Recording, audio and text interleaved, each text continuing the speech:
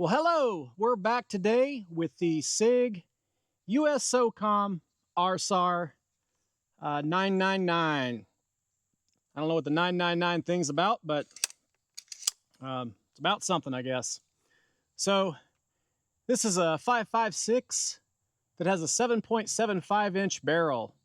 This is a short piston system with a stock here. I actually have the SBR version of this. So I went ahead and waited my time on that.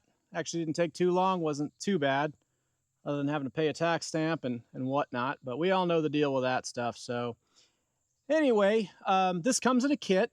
And so in the kit, you get a lock. You get the certificate of authenticity with the number out of 500 because they only released 500 of these. You get a sling with an attachment sling as well, attachment piece. The sling is a single point sling. You get the little orange chamber block, which I've already broke, of course. You get 3 30 round mags, 3 20 round mags. They're Magpul mags. I'll shoot one of those today during this video, but other than that, I'll be using the metal steel mags there. So, what else comes? Comes with the manual here. You get the manual. You get the Pelican case. It's actually a real Pelican case, but man, it's huge for what you get. You'd think you'd get a smaller one for this kit. So, well, that's what you get with this kit. That's what they say that SOCOM wanted for this. But I think when this ships to SOCOM, I think it has 2 barrels probably, or 2 uppers. One's a 7.62 by 39 maybe. And then you got your 5.56. Because we'll talk about the muzzle here in a minute, and I think it ships with a suppressor. So 1 suppressor, 2 barrels, which is why you probably have a different muzzle here, or I should say the same muzzle device here. But anyway, so that's what you get in the box here. So it's nice it comes with that kind of stuff. I appreciate the sling and all that. I'll use that stuff. It's pretty awesome. I'm already using it. I really like that sling. It's a pretty awesome sling, actually. Pretty simple and easy to operate. So, all right. With that, we'll go ahead and start here on this. We'll start with this gun on the from the back here. We'll kind of move to the front, and we'll see if I don't jump around too much here. So, all right, y'all. So, like I said, I got the SBR version, so it has the 2-bar extendable stock here. As you can see, has a rubber butt pad here. I really like that. This is 2 positions, I believe here. Maybe it's 3. Let's see, 1 and 2. Yep. So you get 2 positions there on this little buttstock here, and it works pretty well. I mean, I rest my cheek here on this little rounded bar, so it's not too bad. It hasn't tearing my face up shooting it or anything like that. You got a little button here, nice big button to push to drop this and pull this out. You've got a regular sling back here, so you have this little loop sling here, wire loop sling piece here, but you also have the little button lock here. I don't know, I'm blanking out on it for the life of me right now, but you got one of those here in the back as well. Also, you have that in the back of the stock here as well. So you have one in the stock and then one back here behind the handle. All right, so the charging handle here is extended on both sides. It's ambidextrous everything. So you can see there's extended on both sides. You've got that, it's got texture on it, so that's nice. You can hit that with gloves. Works great. Awesome. You've got flip up sights here. So these are SIG sights, and they're steel. It's kind of nice. Pretty nice sights there being steel. I like that a lot. Just a little peephole sight. So that fits onto your Picatinny rail. You've got your safe and fire button here. It's a 90-degree, and it is ambidextrous, so you do have this on both sides. So everything on the gun is ambidextrous. And also, the gun is clear here. Go ahead and lock that back with this. But I can also drop it on this side as well, because you have ambidextrous mag release and ambidextrous bolt release. So pretty nice there. And it's pretty small. It's not bad at all. It doesn't stick out or anything too far. Next up is pistol grip. So this pistol grip here isn't like the regular typical Rattler pistol grip. This is more of like the AR-15 style pistol grip here. So the Rattler has that little like shorter one kind of. It's like a little pointed weird deal there on the bottom. This is more like that AR-15. It's also got very good stippling on here. So the stippling is awesome. I mean, it's really, really grippy here. Now the back and the front of the pistol grip, they have like these little horizontal bars. They don't really have that stippling. But the stippling is really good on the sides of it, I'll tell you. It's aggressive, but not too aggressive. So I think it's probably just right. All right, the trigger here, it's got like a little shiny polish on the face of this thing here. I don't know if y'all can see in there and see that, but really nice trigger. So this trigger pull, I mean, it feels like it's about 4 or 5 pounds. You know, it's really nice. So let's go ahead and show you this here. So it's just a little bit back to the wall here. So a little bit of movement back to the wall here. And then, I mean, it really feels like it's about 4 pounds, maybe 5. I mean, it's really light trigger, and it's a really good trigger. So reset on this thing, you know, so the reset's just a small, tiny reset. So it's really decent trigger. I like it. This gun is not a gas impingement, direct gas impingement. This is like the mix of an AK and an AR-15, you know. So it's got the 2 springs. I'm not going to take it apart right now, but it's got 2 springs in it, you know, that go in with the bolt. Slides right in. It's really easy to take out, and it works really well. The recoil is awesome on this. It is not bad at all, let me tell you. Now, to take this apart, though, you do have to have the stock in its open position. You know, it's got to be fully extended here. Otherwise, you won't be able to get this thing open. It'll catch right here, and it won't open up. So anyway, let's see. Moving forward, so we talked about the ambidextrous controls that you've got. Mag release, bolt catch release here on both sides. Picatinny rail all the way across. This whole thing is monolithic. So this whole upper is one piece all the way to the end here, and then you've got this little handguard that just attaches on the sides here. The handguard also has the little button there so you can pop in your sling. I like that too. I'm not sure I would use that in the front, but I'm sure there's reasons. So you also have a front sight as well. So you can kind of see that guy right there. Looks like a regular AR style. It's a little bit thinner. It is metal again. I like that. And both these sights pop up and pop down just by, you know, overcoming force. So to put this down, you just pull it. So put a little pressure on it there and put a little pressure on it there to pull that down. There's no buttons to push in or slide it over or anything like that. It's just, you know, overcoming the force of that, and it drops right down. Doesn't move. I mean, they're both solid. Neither one of them move. They're not shaky. You know, nothing on the gun makes noise. It's really nice. All right, so you also have your gas adjustment up here at the end. You got a 2-position gas block adjustment here. So this barrel, it's pretty thick profile here on the inside. Well, I guess it's about a medium, I would say. That's, you know, all the way across here. And then the interesting thing here is this muzzle. So this muzzle is a 5/8 by 24. This is not a 5 by 28 pitch. So, or is it 5 by 28? Well, y'all can correct me if I'm wrong in the comments. But that 5 by 28 pitch usually is a 5.56 223 muzzle, you know, adapter that goes on this. But I would guess anyways, it's because if you have a 7.62 by 39 barrel and this has 2 configurations and you have 1 suppressor, you'd want that suppressor to fit on both. So I've been waiting to do this review to get that suppressor to get on here, but I was actually changed out the muzzle device to put a cat suppressor on it that I was going to put on it that I have on my MCX and on my my Q-Fix. But yeah, didn't work out. Once I put that on, I was like, holy crap, this is not right. This doesn't fit on here. And then I'm like, yeah, that's probably why, because of the different packages here on the barrel. So, all right, the very end here. Oh, also the grips here. So you've got an aluminum, you know, grip here, or my gosh, here, I'm blanking out.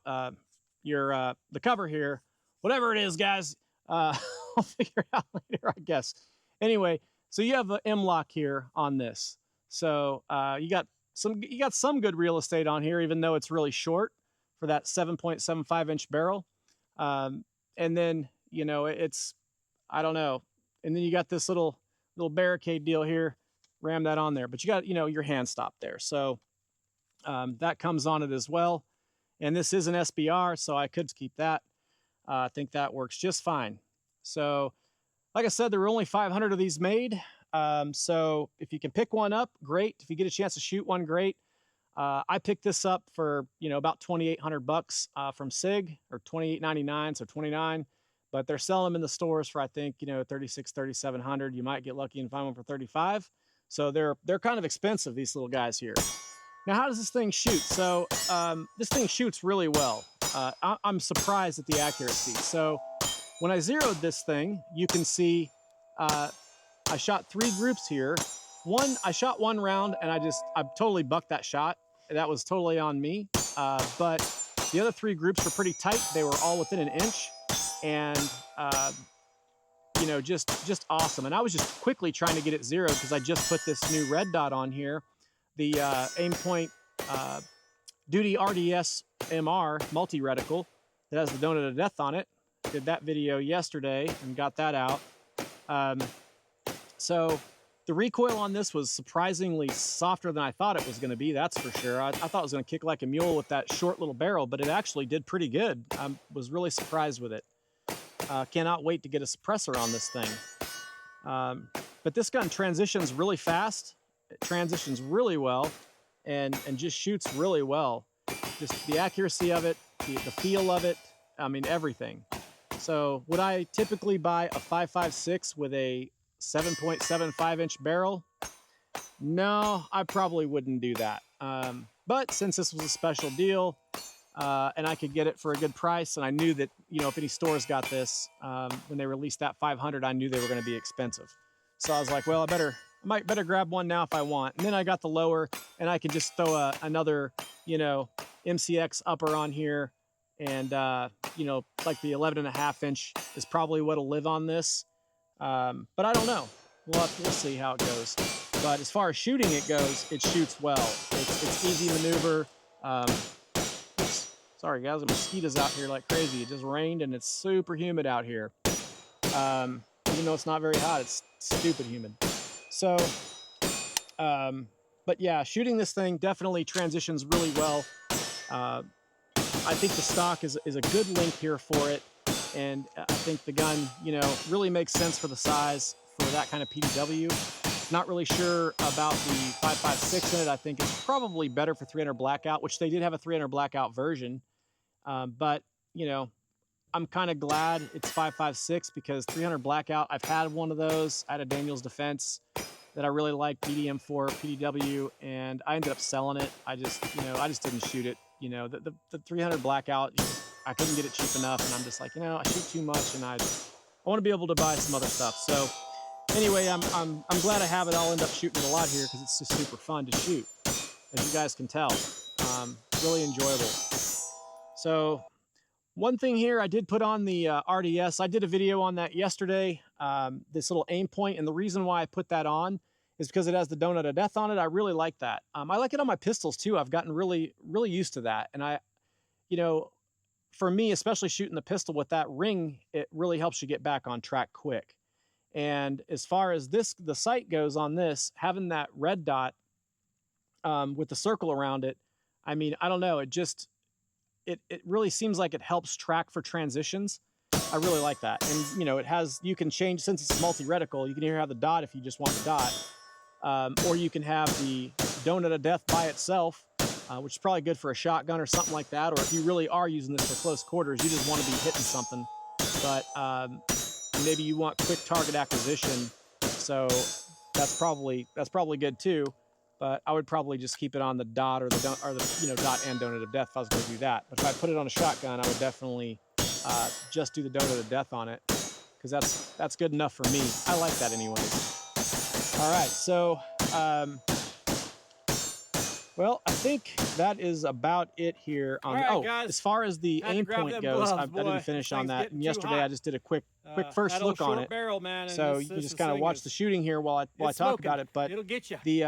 the So, glass on this anyways, thing, now we're the good to clarity go. of the glass is, it's awesome. I mean, when I look through this, it's actually getting kind of dark out here right now a little bit. It's just really shadowy out here right now. So I have to have lights on just to film with this GoPro I'm using.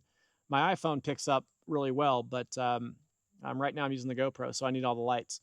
But just even at this low light level, I mean, I see not really any difference between, you know, the ambient light with my eyes and looking through this red dot here. So the glass is just super clear. And Aimpoint, I mean, they're known for just being super durable, super tough. I mean, I used them in the military.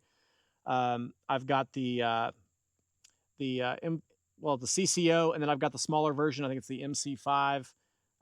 That's like something they issue that to like the government agencies and stuff. And it takes AAA batteries, where the CCO takes a AA battery. I guess AAA batteries can be sourced all over the world, so they went with that, and a smaller red dot as well. And I think it's a little bit different. You know, this is a little bit smaller diameter as well, I believe, than the other one, than my MC5. It's like, I don't know, not much smaller, but with a rifle, I'm not too worried about that, with it being a smaller window on top, because on a rifle, when I'm looking through it and I'm cheek welded, I mean, that dot's superimposed in my vision. It's not like, a pistol where I shoot it. It's all over the place when you're shooting and it's recoiling and you're trying to get back on target quick, which is why I like that ring, because it helps you get on target really fast, because you can find the dot super fast in your vision there. But you can really stay target focused really easy with this, or really with any red dot on a rifle, because you're literally looking at your targets, and you're tracking, and that thing stays in your vision. You're moving this thing around, you're tracking your transition shots. I mean, it's just, you're not looking at the red dot, you're actually looking at your targets, and this is superimposed, in your line of vision there. And again, on a pistol, it's kind of hard, because it recoils so much that it keeps coming out of your vision. So you've got to relocate the dot or get it back in your field of view so you can remain target focused. So that's why I say I don't mind a smaller one on a rifle, because it's going to stay pretty much where it's at unless the thing's recoiling like a madman. And this does not. This thing does. Like I said, I'm really surprised with the recoil.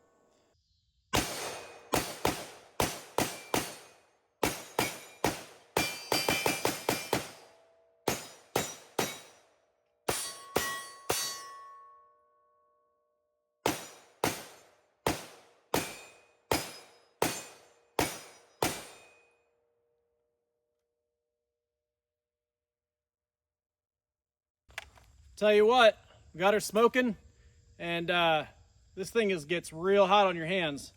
So I brought my gloves back there, but I'm just gonna hold back on it instead of pushing out with it. So just to finish off some mags here.